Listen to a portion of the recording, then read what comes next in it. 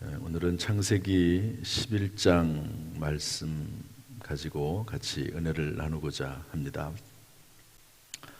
제목은 바벨, 이렇게 성서공회에서 이름을 전했네요. 한번 따라서 할까요? 바벨. 하나님께서 에덴이라고 하는 아름다운 땅을, 이스라엘 땅을 아담과 하와에게 주셨죠. 그 땅은 참 좋은 땅입니다. 항상 먹을 것이 있었고 마실 것이 있었고 또 짐승들과도 싸우지 않았습니다. 두려움이 없었죠. 그래서 사자가 어린 양과 함께 뛰놀고 또 사람들도 동물들도 서로 두려워하지 않는 그런 아름다운 땅이었죠. 그런데 범죄함으로 인해서 하나님의 말씀을 어기는 것이 범죄입니다. 선악과라고 하는 상징적인 무언가가 있기는 하지만 선악과를 따먹은 것이 죄가 아니고 하나님의 말씀을 어긴 것이 죄입니다. 하나님이 따먹지 말라고 하는 선악과를 따먹은 것이죠. 그래서 쫓겨나와서 이제 문화를 형성하면서 살게 되는데 사람들이 다 또 죄를 범합니다. 하나님이 참다 못해서 심판하시죠. 하나님은 참으세요.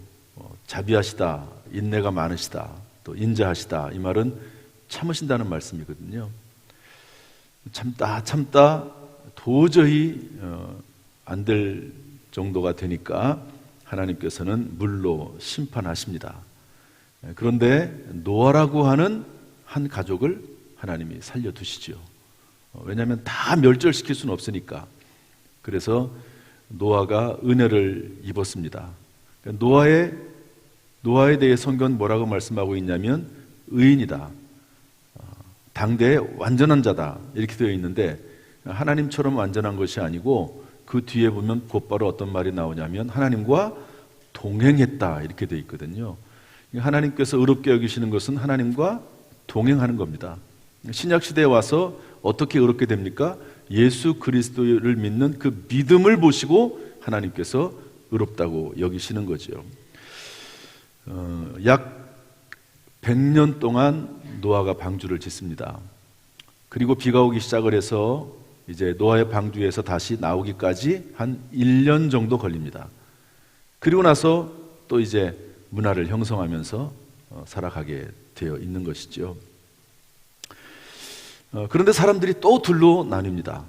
어떤 사람은 하나님을 섬기는 사람이 있고 어떤 사람은 하나님을 섬기지 않는 사람이 또 나타나게 됩니다. 참 희한하죠. 자식들도 그런 것 같아요. 하나님을 잘 섬기는 자식이 있고 또 그렇지 않는 자녀들이 있습니다. 어찌됐든 가장 훌륭한 유산은 자녀들에게 신앙을 심어주는 것이 가장 훌륭한 유산입니다. 자녀들에게 아무리 많은 것을 줘도 그 자녀들이 그 재물과 함께 그 지식과 함께 멸망해버리면, 지옥에 가버리면 그건 실패한 거죠. 자식 양육에 실패한 것입니다. 아무리 좋은 것을 주더라도 신앙과 함께 주어야 되고, 혹시 좋은 것을 주지 못한다 할지라도, 이 땅에서 필요한 것을 주지 못한다 할지라도 믿음을 심어주면, 하나님을 믿는 믿음을 심어주면, 성경 말씀을 심어주면 그 아이들의 마음속에서 하나님이 역사하셔서 정말 하나님의 놀라운 기적적인 일들이 자녀들 가운데 나타나게 될 줄로 믿습니다. 그래서 이 두 종류의 사람이 딱 생기는데요, 그 중에 한 부류가 바벨탑을 쌓습니다. 바벨탑. 그래서 오늘은 그 바벨탑, 아주 탑을 높이 쌓는 거거든요. 높이 쌓습니다. 탑을 쌓는 게 뭐가 나쁜 거냐? 좋은 것 아닙니까?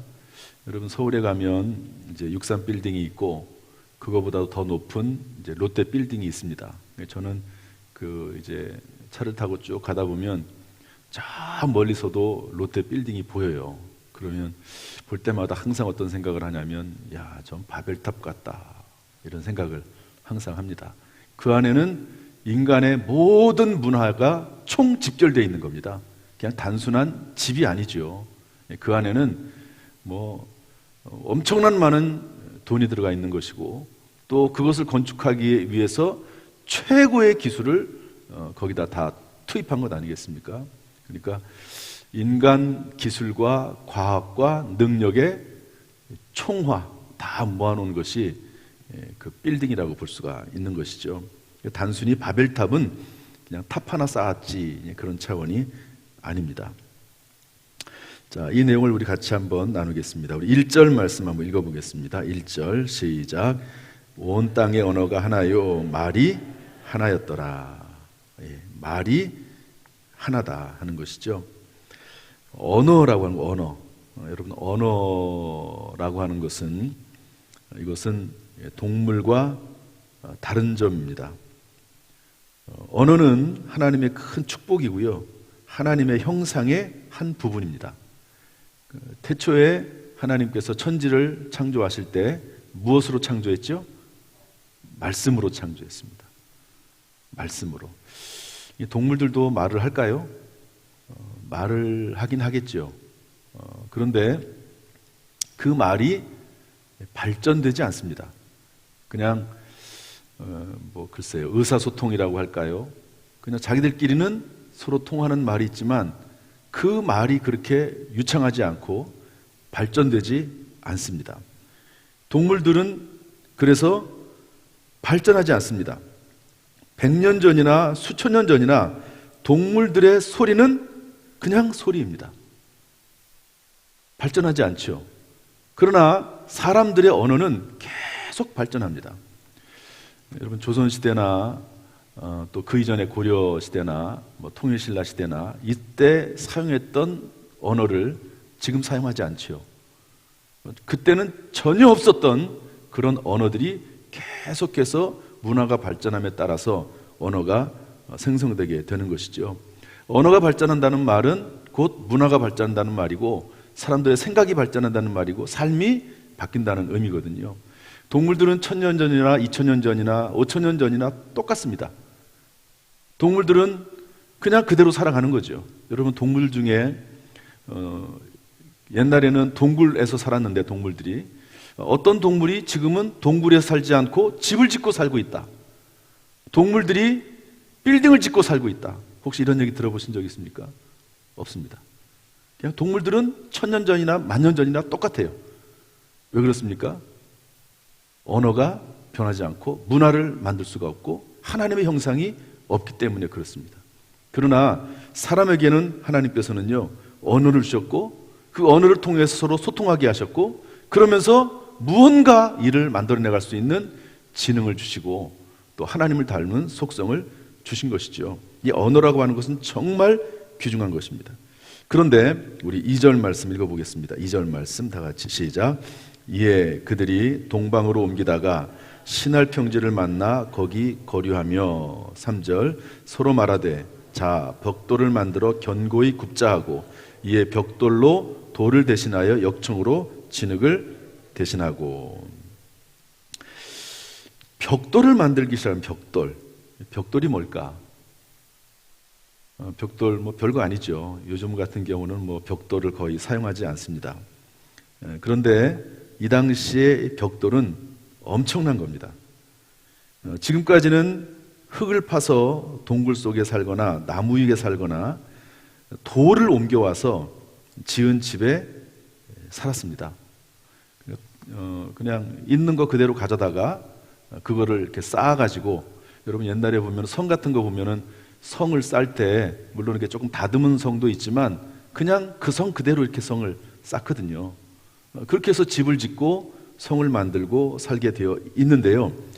벽돌은 뭡니까? 모양을 만들 수가 있는 거예요. 모양을. 그래가지고 훨씬 더 다양하게 집을 만들 수가 있고, 그리고 튼튼합니다. 돌멩이 같은 것들은 무겁잖아요. 어렵잖아요. 만들기도 힘듭니다. 그런데 벽돌을 만들었다. 이것은 문화가 상당히 발전하게 됐다 하는 의미를 가지고 있습니다. 신할이라고 하는 신할 땅에서 좋은 땅을 만나가지고, 그렇지만 뭐 아무 흙이나 되는 건 아니잖아요. 여러분 뭐 도자기를 만들 때 그 흙은 뭐 우리가 살고 있는 그 땅을 갖다가 막 이렇게 한다고 되는 게 아닙니다. 도자기를 만드는 흙이 있는 거죠. 그런데 신할 땅에서 좋은 땅을 만나가지고 그 흙을 불에 구웠더니 아주 단단하고 쓸만한 물건이 됐습니다. 모양도 다양하게 제작이 가능한 것이죠. 그래서 이렇게 벽돌을 여기 3절에 보면 벽돌로 돌을 대신했고 역청으로 진흙을 대신하고. 역청이 뭘까요? 그걸 어떻게 이해할까? 역청은 쉽게 말하면 천연 아스팔트라고 보면 됩니다. 석유에서 나오는 게 아스팔트잖아요. 그런 것들을 사용할 수 있는, 지금처럼 뭐 그걸 정제해가지고 석유로 만들 수 있는 능력은 없지만 이상하게 뭔가 끈적끈적하고 검고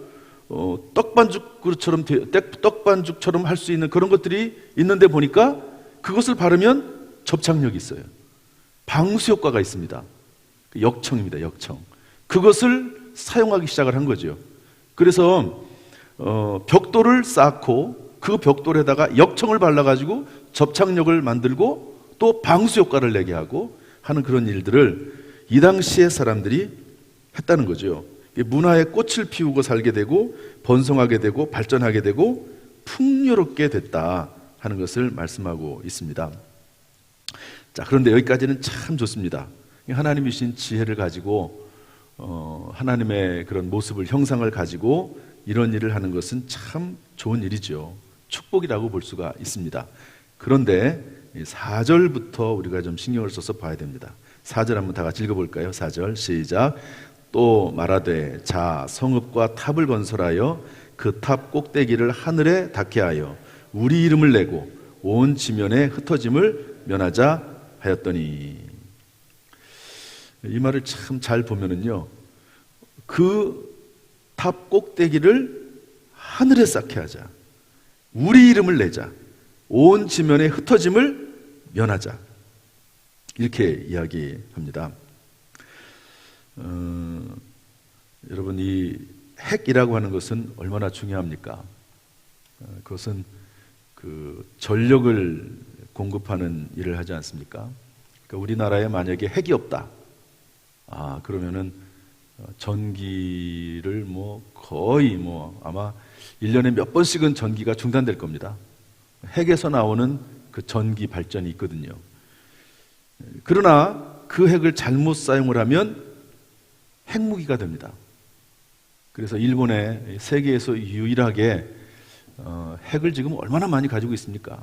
미국이나 중국이나 러시아나 프랑스나 또 영국이나 이런 나라들은 핵을 공식적으로 가지고 있는 나라입니다. 이 나라들은, 이 5나라는 그래서 유엔의 상임이사국이 되죠. 공식적으로 핵을 가지고 있을 수 있는 나라. 북한은 핵을 가지고 있다고 하지만 공식적이진 않거든요. 그래서 자꾸 이제 핵을 없애라.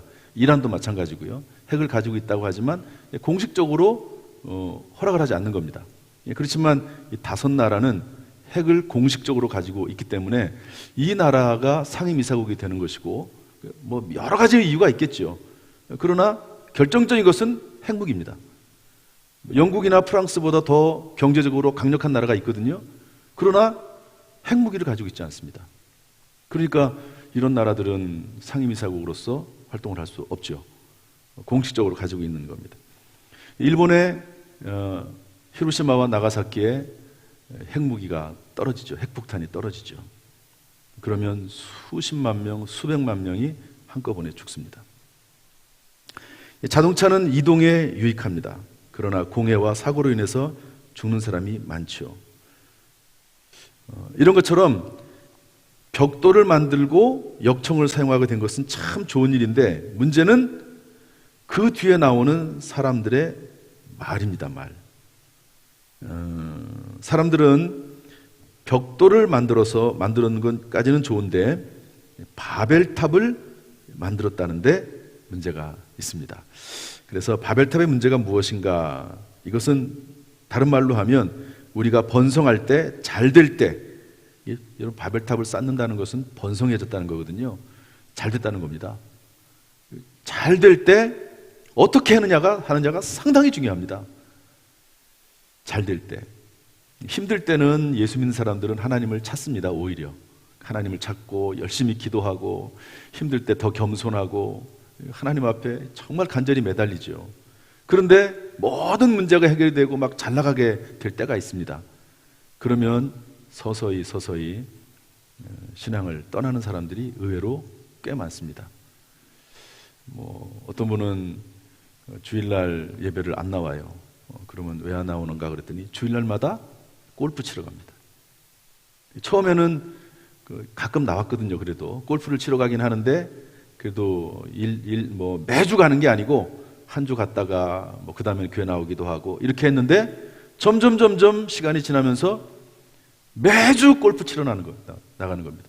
여러분 골프를 치러 가면 저는 골프를 한 번도 쳐본 적이 없어서 모르지만 이제 듣는 얘기가 비용이 꽤 들어가거든요. 많이 싸졌다고 하지만 일단 하루 나가면 기본적으로 20만 원, 30만 원, 50만 원 이렇게 1인당 비용이 들어가거든요. 어느 정도 좀 생활이 된다는 겁니다. 생활이 되고 부자가 되고 번성하게 되고 잘 됐다는 말이거든요. 그런데 그 이전에는 그렇게 신앙생활을 열심히 하더니 부자가 되고 나서는 조금 살만하니까 하나님을 떠나고 교회를 떠나게 되는 거죠. 이 바벨탑의 문제가 그 문제입니다. 바벨탑의 문제가. 그래서 지금부터 딱 이제 마음을 정해놓고 있어야 돼요. 나는 절대로 부자가 돼도 하나님을 떠나지 않겠다. 주일 빠지지 않겠다. 한번 따합시다. 나는 부자가 돼도 주일 성수하겠다. 참 중요합니다. 이제 제가 공부하고 왔잖아요. 3일 동안 가평에 가가지고 하루 종일 앉아 있는 겁니다. 공부하러 가면은 가평에 가면은 야 목사님 좋겠다 그게 아니고요. 하루 종일 앉아 있는 겁니다. 그래서 계속 이제 말씀을 듣는데 통성경이라고 해가지고 이제 성경 제가 이제 창세기부터 요한계시록까지의 흐름을 한꺼번에 3일 동안 다 이렇게 흐름을 보는 거죠. 역사순으로 그리고 아주 중요한 그 관점으로 우리가 성경을 그냥 보는 것도 있지만 성경을 볼 때 역사의 관점에서 또 문화의 관점에서 정치적인 관점에서 여러 가지 보는 관점들이 다르잖아요. 그런 것들을 이제 이런 관점으로 성경 66권을 한꺼번에 이제 다 살펴본 겁니다. 이번 주간에는 다음 주간에는 또 월화 3일 동안 또 다른 관점으로 성경을 한번 또 보는 거죠. 아주 상당히 유익한 시간이었습니다. 그런데 이제 둘째 날 밤에 이제 이 성경 공부하는 것을 소개시켜준 그 목사님이 부부가 찾아왔어요. 그래서 밤에 어차피 식사 시간은 있으니까 같이 식사하면서 이런저런 얘기를 좀 나눴습니다. 그런데 이제 어떤 얘기를 하냐면 그분들은 지난번에 한번 얘기를 했을 거라고 생각이 되는데 이분들은 그 아들이 참 똑똑해요. 아들이 과학고등학교를 졸업을 하고 서울대학교 들어갔습니다. 서울대학교 박사과정 지금 공부를 하는데 학비는 다 물론 전액 면제죠. 그리고 생활비를 받습니다. 학교나 기업체에서 그렇게 공부를 하는 거죠. 공부를 잘하고 똑똑하니까 목사님 아들인데 이제 그렇게 돼 있고요. 딸은 이제 졸업을 해가지고 간호대학을 졸업을 해가지고 간호사 임용고시 시험을 쳤는데 시험 성적은 좋았는데 떨어졌어요. 어떻게? 그래가지고 이제 위로도 해주고 이제 그렇게 하고 이제 저도 만나고 헤어졌는데 그 집은 뭐를 하냐면 그 자녀들이 딸과 아들이 이제 정식으로 돈을 벌진 않죠. 그런데 얼마가 됐든지 간에 돈을 벌면 10분의 1은 하나님 앞에 11조를 딱 드려요. 그리고 10분의 1은 딱 떼어서 부모님에게 드립니다. 10분의 1. 그러니까 부모님에게도 효도하는 거죠. 부모님에게 효도한다고 생각을 하는 겁니다. 그러면서 이런저런 얘기를 하면서 무슨 얘기를 하냐면요. 10분의 2를 드린다고 하는 것은 그러면 이제 아이들이 거기는 뭐 아이들이 뭐 거기에 대해서 뭐 반항하거나 거기에 대해서 뭐 반대하거나 그러지도 않아요. 그냥 당연히 그렇게 하는 걸로 알고 있는 겁니다. 그런데 이제 그 두 목사님하고 사모님하고 하는 얘기가 뭐냐면 한번 잘 들어보세요. 이게 그분의 그 목사님의 논리예요. 논리 한번 잘 들어보세요. 내가 이만큼을 벌어서 하나님이 나한테 이만큼을 주셔서 이만큼의 10분의 1을 띄고 나머지 9를 가지고 생활을 하는데 만약에 하나님 나에게 이만큼을 주셨다고 생각을 한번 해보세요. 그러면 10분의 5를 떼도 훨씬 더 많다는 거예요. 우리가 꿈을 꾸고 비전을 가지고 그리고 살아가는데 그냥 10분의 1을 드리는 것은 기본이다. 기본이다. 이게 그 목사님 얘기예요. 제 얘기가 아니고 10분의 1을 드리는 것은 그거는 기본이다. 기본. 그야말로 하나님께 10분의 2를 드리고 또 뭐 부모님이 아니라 구제나 선교나 다른 부분을 향해서 10분의 5를 드리고 10분의 9를 드리고, 여러분 10분의 9를 드리는 분도 있습니다. 10분의 그 9를 드려도 훨씬 더 풍성한 그런 물질의 풍요로움이 있을 수 있다. 사람이 꿈을 꾸면 그런 꿈을 꿔야지. 그런 꿈을 꿔야지. 내가 하나님 앞에 10분의 1을 드릴 거냐 말 거냐 이런 조그마한 생각을 가지고 살아가겠느냐. 이런 관점으로 아이들을 가르치는 거예요. 이런 관점으로. 10분의 1을 드리고 그건 아무것도 아니에요. 10분의 1을 드리는 거는. 11조는 아예 관심도 없어요. 11조가 문제가 아닌 거예요. 그러니까 여기 보면 바벨탑 얘기를 하려고 하는 겁니다. 바벨탑을 하나님께서 축복을 해주셔서 벽돌을 만들 수 있게 하시고 역청으로 바벨탑을 지을 수 있도록 한 것, 문화를 형성할 수 있도록 한 건 좋아요. 그런데 그걸 가지고 하나님의 영광을 위해서 쓰면 얼마나 좋겠습니까? 그럼 하나님이 정말 기뻐하는 일이지요. 그런데 여기 내용을 쭉 보면 바벨탑에는 그 말 속에 바벨탑에 문제가 있는 겁니다. 말 속에. 첫 번째, 하늘에 닿게 하여. 이것은 하나님을 만나기 위함이 아니라 하나님께 반항하기 위함입니다. 하나님처럼 되고자 하는 인간의 욕망이죠. 여러분 뱀이 하와를 유혹할 때 너 이거 따먹으면 하나님처럼 돼. 하나님처럼. 이렇게 유혹하지 않습니까? 그러니까 이 하늘에 닿게 한다 이 말이 뭐냐면 내가 하나님 만나겠다. 하나님을 사모한다. 그런 개념이 아니라 한번 하나님처럼 돼보고 싶다. 하나님처럼 한번 높이 올라가 보겠다 하는 그런 차원의 그런 이야기입니다.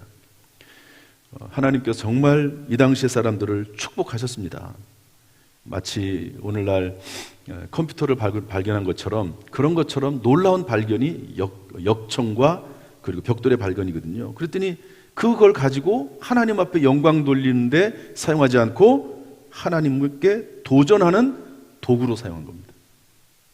바벨탑의 문제입니다. 더 문제가 뭐냐? 우리 이름을 내고 한번 답시다. 우리 이름을 내고 하나님의 이름을 내기 위함이 아니라 인간의 이름을 내기 위함이었다 하는 것이죠. 주기도문에 보면 뭐라고 되어 있습니까? 하늘에 계신 우리 아버지여 이름이 거룩히 여김을 받으시옵고. 그러니까 예수님께서도 기도를 가르치시면서 제일 먼저 한 게 뭐냐? 하늘에 계신 우리 아버지여 이름이 거룩히 여김을 받으시옵고. 하나님의 이름, 하나님의 이름. 그것을 높이기를 원하는데 여기는 뭐라고 되어 있죠? 우리 이름을 내고, 우리 이름을 내고. 참 교회도요, 자기 자신의 이름을 자꾸 나타내려고 하는 그런 경향이 종종 있습니다. 그러나 되도록이면 그렇게 하지 말고 하나님의 이름을 높이는 거지요. 그래서 간증도 마찬가지입니다. 이제 수요일마다 간증할 수 있는 시간들이 좀 많아질 것 같은데요. 간증은 참 그 마음이 중요합니다. 내가 이것을 통해서 하나님께 영광을 드리겠다. 간증을 안 하겠다. 이럴 수도 있긴 하겠지만 이 간증을 통해서 하나님께서 나에게 일하신 것을 이렇게 나타낼 수만 있다면 참 간증은 귀중한 이야기고 성경에 나와 있는 모든 이야기들이 다 간증이라고도 볼 수가 있습니다. 문제는 우리 이름을 내고가 아니고 하나님의 영광을 돌리는 일이죠. 그 다음에 온 지면에 흩어짐을 면하자 이렇게 되어 있습니다. 나쁜 것이 아니죠. 온 지면에 흩어짐을 면하는 것은 좋은 일입니다. 그런데 왜 뭉쳤는지, 무엇을 위해서 뭉쳤는지가 중요합니다. 여러분, 신천지나 하나님의 교회나 구원파나 이단들 아닙니까? 똘똘 뭉치죠. 그런데 이들은 교회에 잠입해서 교회를 분열시키는데 아주 그들의 모든 노력을 다 기울이고 있습니다. 그러니까 뭉치는 것이 중요한 것이 아니라, 흩어짐을 면하자 이것이 중요한 것이 아니라 왜 힘을 합하고 뭉쳐야 되느냐, 이게 중요한 일이죠. 여러분, 우리의 모든 삶이 하나님의 영광을 나타내고 또 우리 이름이 아니라 하나님의 이름을 드러내는 그런 삶이 될 수 있기를 주님의 이름으로 축복합니다. 이랬더니 우리 5절 말씀 한번 읽어보겠습니다. 5절 다 같이 읽어보죠. 시작. 여호와께서 사람들이 건설하는 그 성읍과 탑을 보려고 내려오셨더라. 하나님께서 딱 내려와 보니까 언어가 하나라는 거예요. 또 이제 이후로는 도저히 막을 길이 없겠다. 그래서 언어를 혼잡하게 합니다. 혼잡하게 해요. 서로 알아듣지 못하도록 하십니다. 다 온 지면에 흩어버리십니다. 그래서 그 이름을 바벨이라고 이름을 짓고, 하나님께서 혼잡하게 하셨다, 나누셨다 하는 의미로 바벨이라고 하는 이름을 짓고요. 그리고 많은 사람들을 흩어버렸다, 이렇게 말씀하고 있습니다. 그러니까 하나님께서 언어가 왜 나뉘어졌을까라고 질문하는 분들이 있을 수 있는데, 성경적인 개념은 하나님께서 언어를 혼잡하게 하셨다 하는 거죠. 그런데 아주 중요한 사건이 성경에 나타나게 됩니다. 언어가 다 다르잖아요. 그런데 사도행전 2장 말씀 보면 이런 말씀이 있습니다. 사도행전 2장 1절부터 13절 내용을 쭉 보면, 다 놀라 신기하게 여겨 이르되 보라, 이 말하는 사람들이 다 갈릴리 사람이 아니냐. 우리가 우리 각 사람이 난 곳 방언으로 듣게 되는 것이 어찌 됨이냐. 초대교회에 예수님께서 부활 승천하시고 마가다락방에서 120명이 모여서 막 기도를 하고 있는데 오순절날 뭐가 임하죠? 성령이 임합니다. 그리고 나서 방언으로 기도를 하게 되는데, 그 주변에 왔던 세계에서 몰려온 수많은 사람들이 전부 자기들의 언어로 똑같이 듣는 겁니다. 언어가 흩어졌었는데 언어가 하나가 되는 역사가, 놀라운 일이 초대교회의 마가 다락방에서 성령 강림할 때 임하는 것을 볼 수가 있습니다.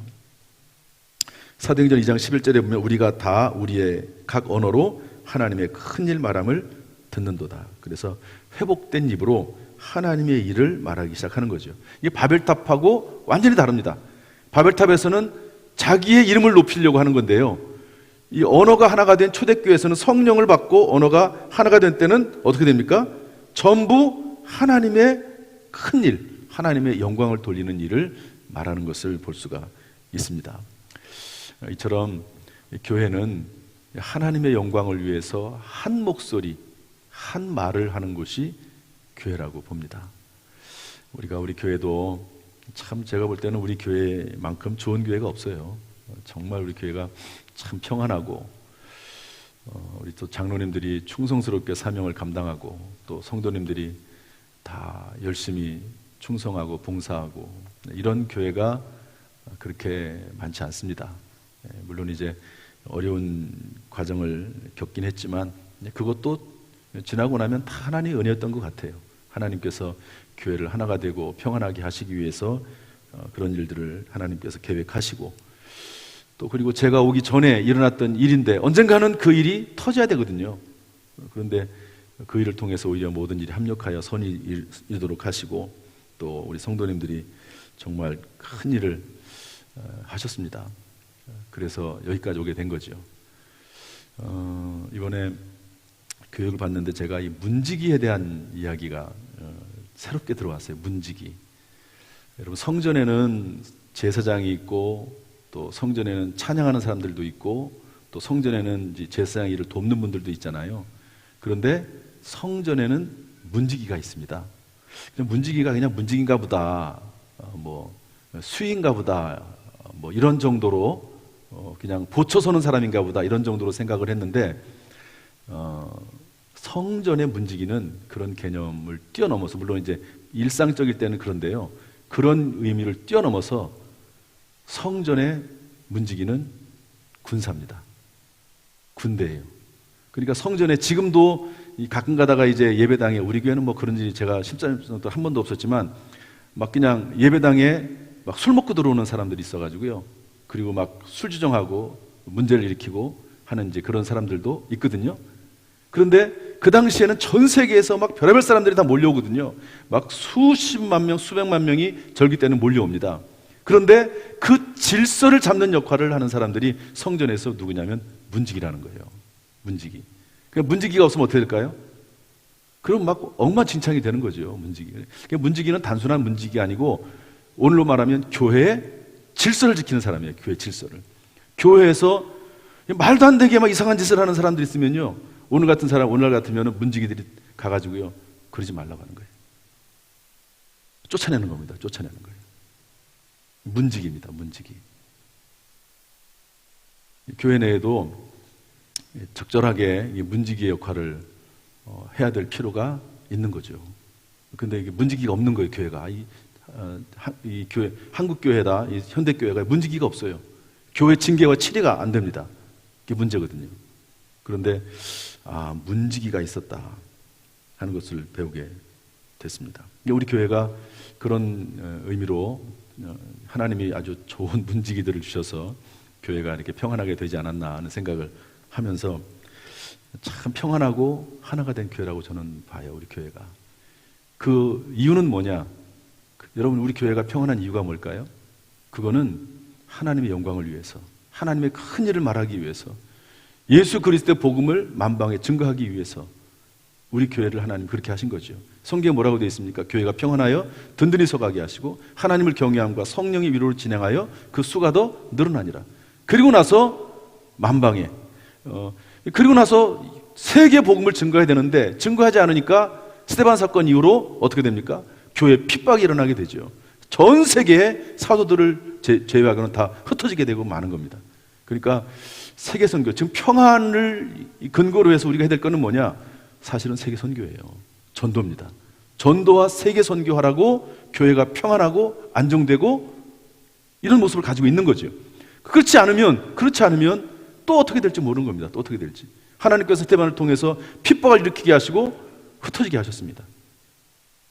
우리 교회가 지금 신경을 써야 될 부분은 어찌됐든지 간에 전도하고 선교하는 일에 힘을 써야 되는데, 빚 갚는다고 하는 이유를 가지고 그런 일들을 등한히 하면 제가 볼 때는 이것은 하나님이 기뻐하지 않으시는 일이다, 그렇게 생각이 돼서 특단의 어떤 일을 해야 될 거라고 봅니다.